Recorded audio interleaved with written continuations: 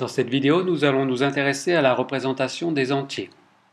Les entiers, contrairement à mes ensembles de K-symboles, il y en a une infinité. Et donc, en particulier les entiers naturels, donc 0 et plus, j'aimerais disposer d'une approche systématique pour interpréter une suite de 0 des 1 comme un entier positif. Et pour cela, nous disposons d'une approche que tout le monde a apprise à l'école. Il s'agit de la notation positionnelle des nombres. Cette notation positionnelle des nombres a été apprise à l'école par tout le monde dans la base 10. Et c'est pourquoi je vais faire un petit rappel dans cette base, la base 10, le décimal, est très familier à tout un chacun. Cette notation positionnelle en base 10 est tellement familière qu'on a oublié qu'elle n'a pas émergé immédiatement en termes historiques. En fait, elle a été mise au point par un savant indien, Brahmagupta, vers l'an 600. Et elle est caractérisée par deux propriétés. Cette représentation, elle dispose de 10 symboles, donc 10 chiffres. En particulier, la contribution de Brahmagupta, c'est d'avoir introduit le symbole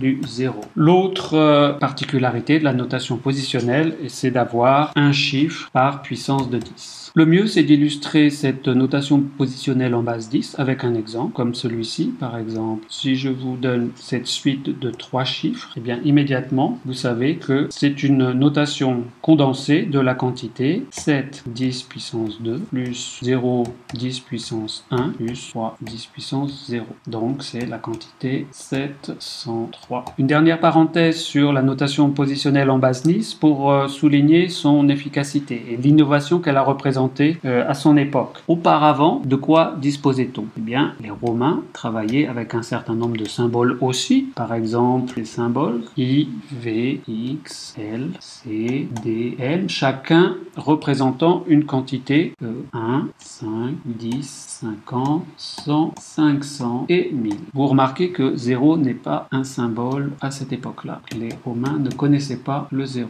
De plus, les nombres écrits en chiffres romains ne sont pas selon la notation positionnelle. Un simple exemple, ce nombre représente la quantité 44 et elle est construite de la manière suivante: 50 moins 10, c'est-à-dire 40, plus 5 moins 4, et donc qui nous donne un total de 44. Vous voyez qu'il y a eu des regroupements selon la place respective des symboles. Et ce qui fait que ce système est complexe et il a été réservé à une certaine caste pendant de longs siècles. Ce n'est qu'au XIIIe siècle que Fibonacci a introduit la notation positionnelle en Europe.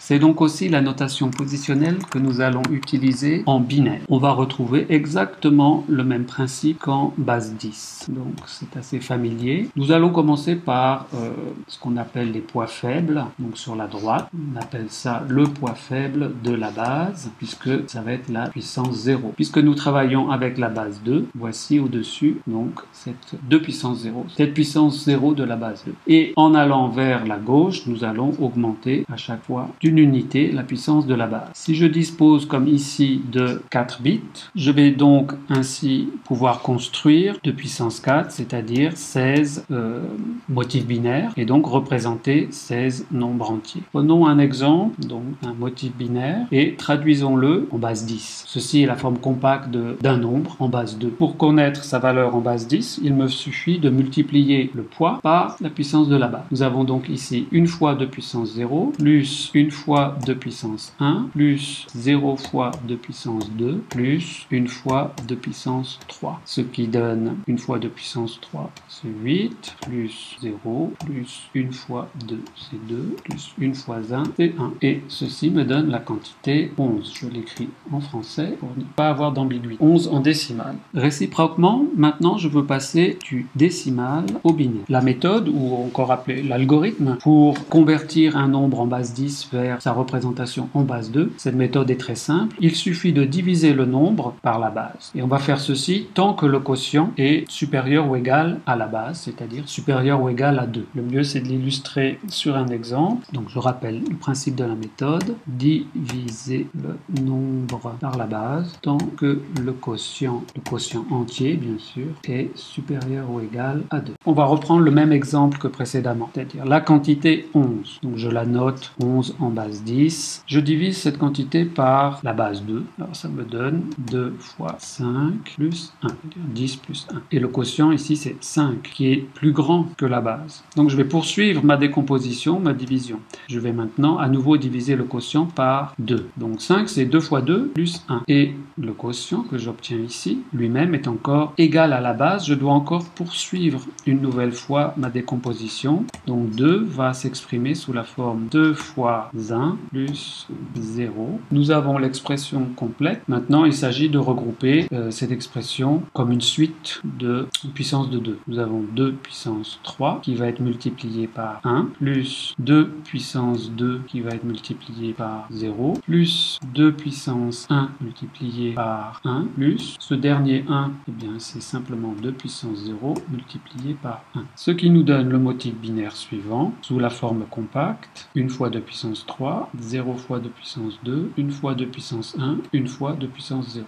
Donc nous savons maintenant comment représenter les entiers naturels, positifs. Et le dernier concept que je vais introduire maintenant, c'est celui de domaine couvert. En effet, les machines numériques travaillent de nos jours avec des processeurs qui ont une capacité fixe, c'est-à-dire un nombre de bits maximum pour lesquels leurs opérations sont les plus efficaces. Prenons l'exemple des machines 32 bits. Ça veut simplement dire que le processeur est optimisé pour faire des calculs très rapides sur des entiers représentés sur 32 bits. Le fait d'avoir des machines qui travaillent avec cette capacité fixe va introduire une limitation dans notre représentation des nombres entiers. Puisqu'on a 32 bits, cela veut dire qu'on peut représenter au maximum 2 puissance 32 entiers distincts. Alors on va s'intéresser à justement quel est ce domaine couvert pour une capacité donnée. Entre parenthèses, une méthode rapide pour évaluer cette quantité de 2 puissance 32 repose sur quelques quantités remarquables des puissances de 2. En effet, 2 puissance 10, c'est la quantité entière 1024 et on a très vite remarqué que ceci était proche de 10 puissance 3. Et donc 2 puissance 20 n'est autre que 2 puissance 10 multiplié par 2 puissance 10 et donc vous voyez vous-même que ceci va être assez proche de 1 million, 10 puissance 6. Et enfin 2 puissance 30, et bien par extension 2 puissance 20 que multiplie 2 puissance 10 est assez proche de 10 puissance 9, 1 milliard. Or nous avons 2 puissance 32, donc nous allons décomposer ça en 2 puissance 30 que multiplie 2 puissance 2 et nous avons une approximation pas trop mauvaise qui nous dit que ce n'est pas si loin de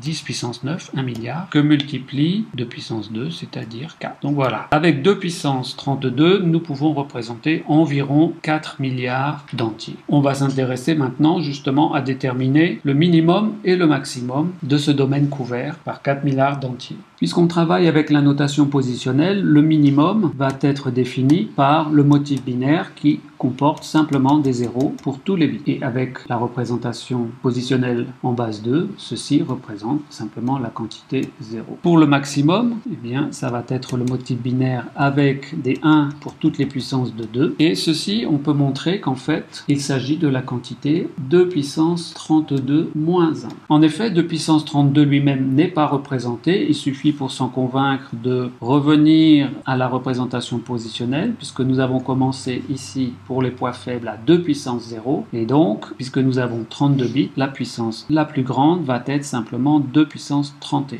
Et lorsque nous additionnons ces puissances de 2, nous allons obtenir 2 puissance 32 moins 1. Dans la vidéo suivante, nous allons nous intéresser à une représentation plus générale qui va inclure à la fois les entiers positifs et négatifs.